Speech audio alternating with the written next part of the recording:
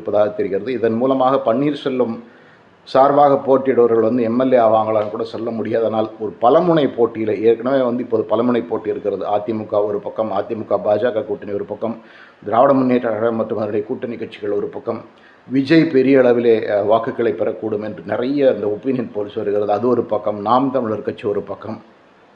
இப்படி பலமுனை போட்டி இருக்கும் பொழுது ஒரு அரசியல் கட்சி ஒரு சட்டமன்ற தொகுதிகளில் வந்து வெறுமனே 2500 3000 ஓட்டுக்களை வாங்க முடியும் என்றால் கூட அது வந்து அந்த தொகுதியினுடைய வெற்றி தோல்வியை தலைகீழாக மாற்றக்கூடிய நிலைமை இருக்கும் அப்படிங்கிற எந்த சந்தேகமே கிடையாது. உதாரணத்திற்கு தென் மாவட்டங்கள் வந்து ஒரு 25 தொகுதிகளில் வந்து ஓ பன்னீர்செல்வத்துடைய கட்சி ஒரு 3000 ஓட்டு வாங்கினா கூடவே அந்த 25 தொகுதிகளிலிருந்து அதிமுகவுடைய வெற்றி பெரிய அளவில் பாதிக்கப்படும் அப்படிங்கிற சந்தேகமே இல்லை. ஏனென்று சொன்னால் இப்போ விஜய் வந்து யாருடைய ஓட்டுக்களை உடைப்பாருங்கிறது தெரியவில்லை. ஆனால் பன்னீர்செல்வம் வந்து உறுதியாக அதிமுகவுடைய அந்த